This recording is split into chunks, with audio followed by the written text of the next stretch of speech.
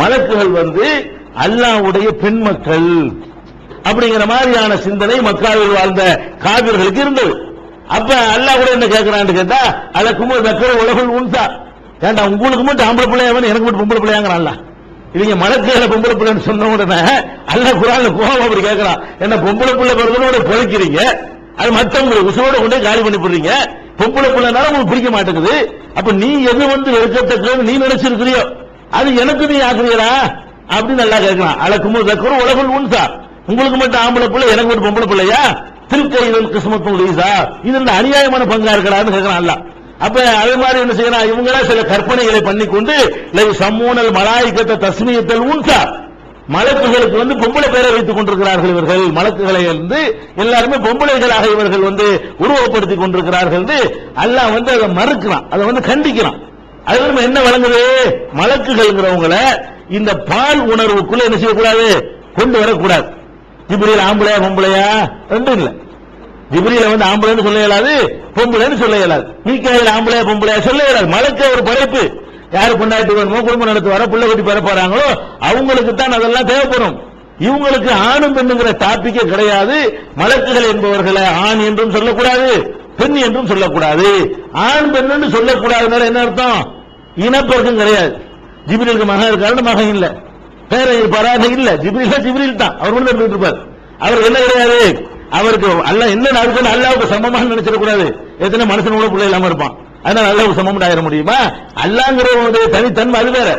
அப்ப ஜிப்ரீல் என்ற வானவரா இருந்தாலும் எந்த வானவரா இருந்தாலும் அவர்களுக்கு மனைவியும் கிடையாது, அவங்களுக்கு மக்களும் கிடையாது. ஏன்னு கேட்டா அது தேவையில்லை, அந்த உணர்வு எல்லாம் படைக்கல. அந்த ஆணுக்கு ஆணாக படைச்சா பெண்ணு வேணுன்றவங்களுக்கு தேவைப்படும், பெண்ணாக படைச்சிருந்தால் ஆண் துணை வேணுன்றவங்களுக்கு உணர்வு வரும். ரெண்டு உணர்வு அற்றவர்களாக எல்லாம் படைச்ச காரணத்தினால மலக்குகளை பற்றி நம்ம எப்படி நம்பணும் என்றால், மலக்குகள் ஒரு படைப்பு இருக்கிறாங்க, அவங்களுக்கு ஆணும் இல்ல அவங்களுக்கு பெண்ணும் இல்ல. ஆணும் பெண்ணும் இல்லாத அல்லாஹ்வுடைய எந்த டியூட்டிக்காக அல்லாஹ் நியமித்திருக்கிறானோ அதை மட்டும் செய்து முடிக்கக்கூடிய ஒரு படைப்பு. இப்படிங்கிறது மலக்குகளை பற்றி நம்ப வேண்டிய ஒரு விஷயம். அடுத்து நம்ப வேண்டிய விஷயம் என்னன்னு கேட்டா, அவங்களுடைய தோற்றத்தை பார்த்து முதல்ல ஒளியில படைக்கப்படுறாங்க. இரண்டாவது அவங்களுடைய தன்மை எடுத்துக்கொண்டீர்களே ஆனால் அவங்கள்ட்ட ஆணும் இல்ல அவங்களுக்கு பெண்ணும் இல்ல. அவங்களுடைய வடிவம் என்ன, எப்படி இருப்பாங்க, யாரும் பார்க்கல, நம்ம தான் பார்க்கலன்னு சொன்னா அல்லாஹ் ஒரு சுரத்தை நம்பணும். பார்க்கிற விஷயத்தை நம்மள இது எப்படி இருக்கும் நம்மளே சொல்லிவிடலாம். இதை நம்ம பார்க்காத ஒரு விஷயத்தை பற்றி பேசுவதாக இருந்தால் வஹீல என்ன இருக்கோ நம்ப வேண்டும். அப்ப அல்லாஹ் ஒரு ரசூல் அவங்களுடைய வடிவத்தை பத்தி என்ன சொல்றாங்கன்னு கேட்டா, அவங்களுக்கு ஒரு நிர்ணயித்த வடிவம் இதுன்னு சொல்ல இயலாது. மலக்குகளை பொறுத்த வரைக்கும் மனிதன் என்றால் அவனுக்கு 2 கால் இருக்கும், 2 கை இருக்கும், செங்குத்தா நிற்பான். ஆள் ஒவ்வொரு ஆளுக்கு ஒரு மூஞ்சி வித்தியாசம் இருக்கும், அது ஒரு விஷயம். தலையில தான் மூளை இருக்கும், தலையில முடி இருக்கு, அதுல முதல்ல கண்ணு இருக்கு, அதுக்கப்புறம் மூக்கு இருக்கு, அதுக்கப்புறம் வாய் இருக்குங்கிறோம்ல. இந்த மெத்தட்ல இருக்காது மாற்றம் இருக்குமா? எந்த மனுஷனுக்கா வாய் மேல மூக்கு கீழே இருக்குமா, கண்ணு கீழே இருக்குமா? இருக்காது. அப்ப ஒரு பொதுவான ஒரு அம்சத்துல நம்ம எல்லாரும் ஒன்று பெற்றிருக்கோம். ஆனா ஒவ்வொரு மூஞ்சி ஒவ்வொருத்தங்க ஒரு மாதிரியா இருக்கும், இன்னொருத்தங்க இன்னொரு மாதிரியா இருக்கும். இப்படி டிஃபரெண்ட் இருக்கலாமே தவிர இந்த பொதுவா நம்ம ஒரு மனுஷனுக்கு வடிவம் சொல்ல முடியும். மனிதன் என்றால் 2 காலில் நிற்பான், செங்குத்தா இருப்பான், 2 கை அவனுக்கு இருக்கும், முதல்ல இருக்கும், அதுக்கடுத்து அது இருக்கும், அதுக்கடுத்து அது இருக்கும்னு சொல்றீங்கல்ல. இப்படி ஏதாவது வகைப்படுத்தி மலக்கு என்றால் இப்படி இருப்பாரு, உலக கணத்துல ஒரு சராசரியா ஒரு 5 அடி இருப்பார்கள், சராசரி ஒரு 6 அடி இருப்பார்கள் அப்படின்னு ஏதாவது சொல்றோம்ல. இப்படி மலக்குகளுக்கு சொல்ல இயலுமான்னு தேடி பார்த்தீர்களே ஆனால் திட்டவட்டமான ஒரு வடிவத்தை மலக்குக்கு சொல்ல இயலாது. ஏன் சொல்ல இயலாதுன்னு கேட்டா, அல்லாஹ் நபிகள் நாயகம் ஸல்லல்லாஹு அலைஹி வஸல்லம் அவர்கள் ஜிப்ரீல் அலைஹிஸ்ஸலாம் அவர்களை பல சந்தர்ப்பங்கள்ல பாக்குறாங்க. ஒவ்வொருத்தரும் ஒவ்வொரு டைப்பா தான் பாக்குறாங்க. ஜிப்ரீல் அலைஹிஸ்ஸலாத்தை பாக்குறாங்க, ஒரு வடிவம் வச்சுன்னு வைங்களேன், ஒரே மாதிரி பார்ப்போம், ஒரு மாதிரியே பார்க்கவே இல்லை. ஃபர்ஸ்ட் என்ன செய்யறாங்க, ஒரு நாள் ஜிப்ரீல் அலைஹிஸ்ஸலாம் வர்றாங்க, நபிகள் நாயகம் ஸல்லல்லாஹு ஹிராவுல இருக்கிறாங்க. அப்பதான் வஹி வரப்போகுது. நான் 40 வயசுல போய் ஹிரா கோயில இருக்கும் பொழுது நபிகள் நாயகம் ஸல்லல்லாஹு அலைஹி வஸல்லம் அவர்களுக்கு ஜிப்ரீல் காட்சி தர்றாங்க. கிட்ட வரல, எப்படி காட்சி தர்றாங்களா, ரசூல் ஸல்லல்லாஹு அலைஹி வஸல்லம் சொல்றாங்க, சத்தல் உஃபுகங்கறாங்க, மொத்த அடிவானத்தை மறைச்சு விட்டாரு. அதாவது வானத்துக்கு பூமிக்கும் ரசூலுல்லாஹ் கோயில்ல இருக்காங்க, ஒரு ஆள் முன்னாடி நிக்குது, ஆளுடைய சைஸ் எப்படி இருக்குன்னு கேட்டா, தலை வானத்துல நிக்குது, கால் பூமியில் நிக்குது, அடிவானமே தெரியல, மொத்தத்தையும் மறைச்சு நிக்கிறார். அப்ப என்ன, ரொம்ப பிரம்மாண்டமான தோற்றம். அதாவது மொத்த உலகத்தையே அவர் உடம்புனால மறைக்கிற அளவுக்கு அவருடைய அந்த சைஸ், அந்த பிரம்மாண்டம். அப்படி ரசூல் ஸல்லல்லாஹு அலைஹி வஸல்லம் அவர்கள் என்ன செய்யறாங்க, முதல் நாள் பாக்குறாங்க. அப்ப வஹி எதுவும் வரல, முதலாளி பாக்குறாங்க, முதல்ல ஒரு காட்டிட்டு போயிடுறாரு. அவர் வந்து என்ன செய்யறாரு, ஜிப்ரீல் அலைஹிஸ்ஸலாம் வந்து வஹி கொண்டு வர்றதுக்கு முதல்லயே ஒரு பயங்கரம்னா அந்த பயங்கரம் இல்ல, சைஸ் பிரம்மாண்டமான ஒரு தோற்றத்தில் வந்து காட்சி வந்து போறாரு. அதுக்கு அடுத்த நாள் வர்றாரு, மறுபடியும் வந்தா என்ன ஓடுங்கிறாரு. அப்ப எப்படி இருக்காருன்னா கரெக்டான சைஸுக்கு இருக்கிறாரு. நபிகள் நாயகம் ஸல்லல்லாஹு கட்டிப்பிடிக்கிற சைஸுக்கு வந்துட்டாரு. அங்கே இருந்துகிட்டு பார்த்தோம்னு சொன்னா விரல்ல ஒரு ரசூலுல்லாஹ் உட்கார வச்சு விடலாம், அவ்வளவு பிரம்மாண்டமா சைஸா இருந்தவர் இப்ப என்ன பண்றாரு, ஓடுங்கிறாரு, ஓட தெரியாதுங்கிறாங்க. அப்ப கட்டிப்பிடிக்கிறாங்க. அப்ப அந்த மாதிரியான ஒரு சைஸை பொறுத்த வரைக்கும் அவருடைய சைஸ் இதுவா அதுவா சொல்லவே இல்லை, இதுக்கு சம்பந்தமே இல்லை. இது ஒரு 5 அடி 6 அடியா தோற்றம் அளிச்சா கூட ஹை ஹீல்ஸ் போட்டு சொல்ல முடியும். இது என்ன மேட்ரு, சம்பந்தமே இல்ல. மலைக்கு மடு அந்த மாதிரி கூட சொல்ல இயலாது, எறும்புக்கு இமயமலைக்கு உள்ள வித்தியாசம் கூட சொல்ல இயலாது. அவ்வளவுக்கு சுருங்கியதாகவும் காட்சி தர்றாரு, அவ்வளவு பிரம்மாண்டமாக காட்சி தர்றாருங்கும் போது அவருக்கு நிர்ணயித்த ஒரு வடிவம் இல்லை, இன்ன வடிவத்தில் அவர் இருப்பார் என்பது இல்லைன்னு விளங்குது. அதே நேரத்தில் வந்து அவர்களுக்கு இறகுகள் சிறகுகள் இருக்கும் அப்படின்னு குர்ஆன் சொல்லுகிறது. அதுல கூட யூனிஃபார்ம் இல்ல.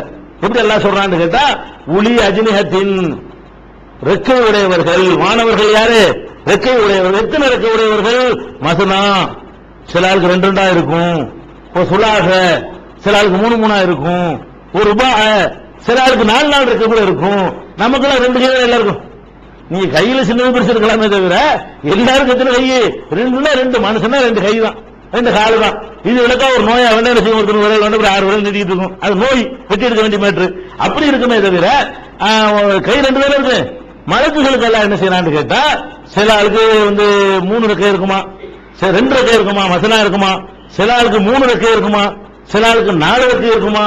இவ்வளவு பாத்தீங்கன்னா யஸீது பில் கல்கி மா யஷா. அது தொடர்ந்து எல்லாம் சொல்றான், நாடிய அளவுக்கு அதிகப்படுத்திக்கிறான். மலக்குகளை அனுப்பும் பொழுது ரொம்ப தூரத்துக்கு வேகமா போக வேண்டியிருக்கா, ஒரு 200 ரெக்கை கொடுத்து அனுப்புவான். அல்ல சரண்டு பறந்து வந்துடுற மாதிரி என்ன செய்யணும், அவ்வளவு வேகமா வரணும், அவ்வளவு வேகமா போகணுமே, அங்க இருந்து மெசேஜை கொண்டுட்டு வரணும், இங்க இருந்து மெசேஜை கொண்டுட்டு போகணும். அப்படி கொண்டு போவதற்காக வேண்டி எல்லாம் என்ன பண்றான்னு கேட்டா, அந்த சிறகுகள் உடையவர்களாக அல்லாஹ் அவர்களை படைத்திருக்கிறான். அப்ப ரெக்கை உடையவர்களாக மலக்குகள் இருக்கிறார்கள் நம்பணும். அதுல கூட யூனிஃபார்ம் இல்ல. 2 ரெக்கையில் இருப்பாரா, 3 ரெக்கையில் இருப்பாரா, 4 ரெக்கையில் இருப்பாரா, ஆயிரக்கணக்கான ரெக்கை இருக்குமா, இருக்கு, பல மாதிரியா இருக்கும். அல்லாஹ் நாடி அளவுக்கு அதிகப்படுத்துவாங்கிறான், தேவைக்கு தகுந்த மாதிரி அதிகப்படுத்துகிறது. ஒரு தடவை 10 இருக்கும், ஒரு அவருக்கு 12 கூட இருக்கும். அப்ப அல்லாஹ் வந்து தேவைக்கு தகுந்த மாதிரி நான் அதிகப்படுத்திக் கொள்வேன் என்று சொல்வதன் மூலமாக மலக்குகளுக்கு ரெக்கை இருக்கும் விளங்குதே தவிர வடிவம் வழங்கல. அது கூட வேண்டியதில்லை. இன்னொரு சந்தர்ப்பத்தில் நபிகள் நாயகம் ஸல்லல்லாஹு அலைஹி வஸல்லம் மக்கள்கிட்ட ஒரு மக்களா உட்கார்ந்து இருக்கிறாங்க. ஒரு ஆள் வர்றார், வந்தா அவர் உள்ளூர் ஆள தெரியல. மதீனா மக்கள் பாக்குறாங்க, இதுக்கு முந்தைய அவரை பார்த்ததே இல்லை, வெளியூர் ஆள் மாதிரி தெரியுது. முகத்தை பார்த்த ஒரு ஆள் ஊர்ல இல்லாத பார்த்தாலும் கண்டுபிடிச்சிருவோம்ல, டவுன்ல முடியாது, சின்ன சின்ன ஊர்கள கண்டுபிடிச்சிட முடியும். இவன் வெளியூர் ஆள் வந்து கரெக்டா சொல்லி பண்ணலாம். டவுன்ல பார்த்தா எல்லாம் வெளியூராக தெரியும், பாதி பேர் வெளியூராக இருப்பாங்க, அதை கண்டுபிடிக்க இயலாது. ஒரே பார்த்து முகமாவே இருக்கும்போது பார்க்காத ஒரு ஆள் வந்தா தனிச்சு தெரியும். ஒரு ஆள் வர்றாரு, வந்த வெளியூர்காரர் வந்து எப்படி வரணும், அந்த காலத்துல வர்ற அந்த ஏசி வண்டி எல்லாம் கிடையாதுல, வெளியூர்ல இருந்து ஒருத்தன் வந்தான்னா புழுதி அடைஞ்சு போய் பறக்க அடைஞ்சு போய் வெளியூர்ல இருந்து இறங்கினான்னு சொன்னா பயணத்துடைய அத்தனை அறிகுறியும் தெரியும். இப்ப ஒரு அறிகுறியும் இல்லாம போய் இறங்கிட முடியும்.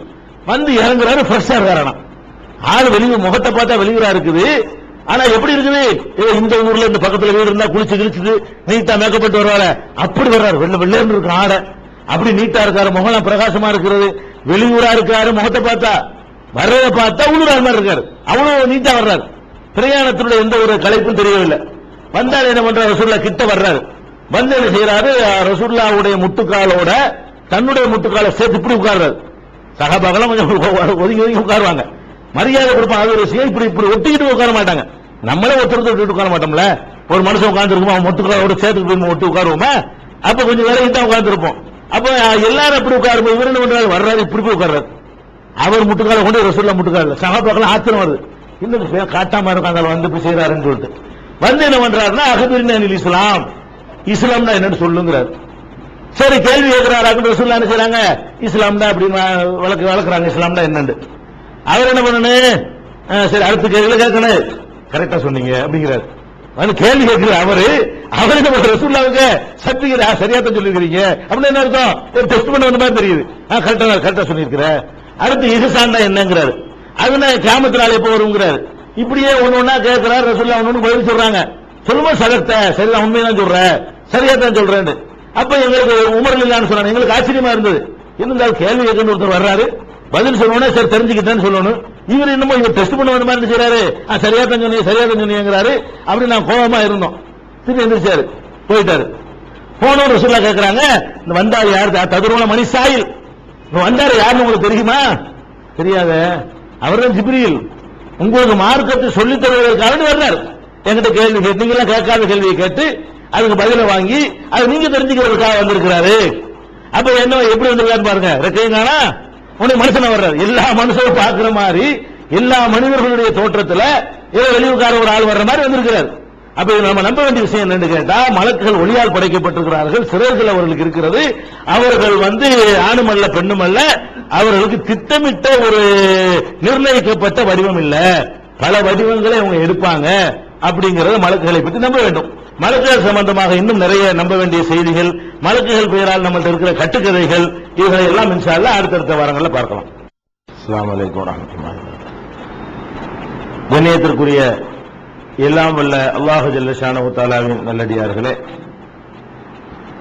அல்லாஹுடைய பேரருளால் இந்த ஜும்மா உரைகளிலே கடந்த பல மாதங்களாக அல்லாஹுவை பற்றியும் அவனுடைய பண்புகள் இலக்கணங்கள் பற்றியும் அறிந்துவிட்டு வானவர்களை பற்றி மலக்குகளை பற்றி நாம் தொடர்ச்சியாக அறிந்து வருகிறோம்.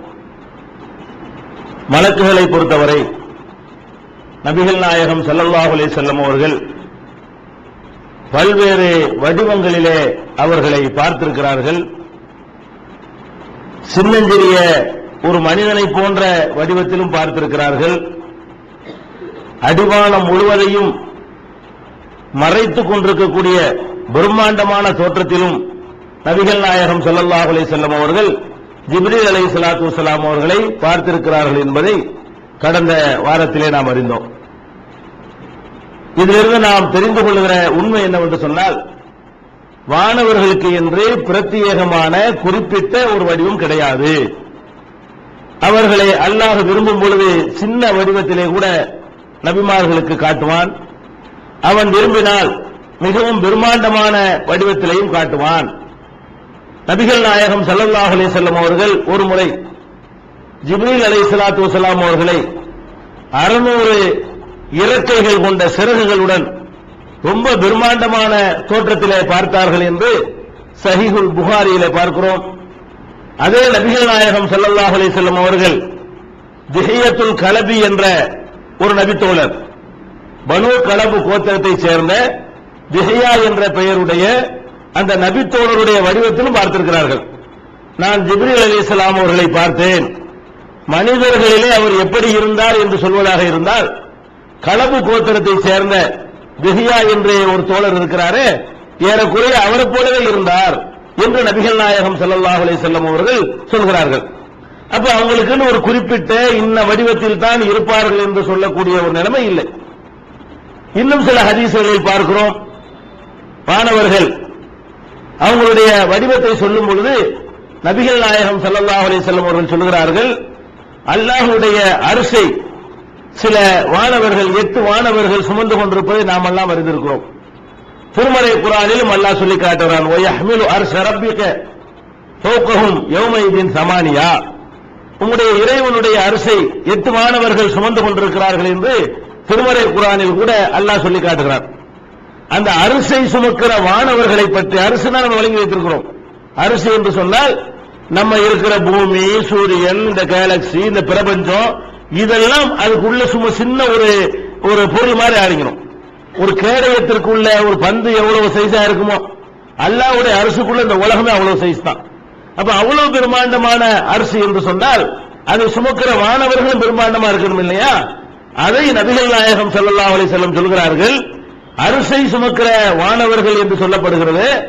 அவங்களை பற்றி நீங்கள் கற்பனை செய்வதாக இருந்தால், அவங்களுடைய இந்த காது சோனை இருக்குல்ல, இந்த காதுல அடிப்பாகம், இதுக்கும் தோல் பூஜை இருக்குல்ல, இதுக்கு இடையில உள்ள இடைவெளி 700 வருஷங்கள் பிரயாணம் செய்தால், 700 வருஷம் பிரயாணம் செய்தால் எவ்வளவு தூரத்துக்கு நம்ம போக இயலுமோ அவ்வளவு தூரம் கொண்டதுதான் சைஸ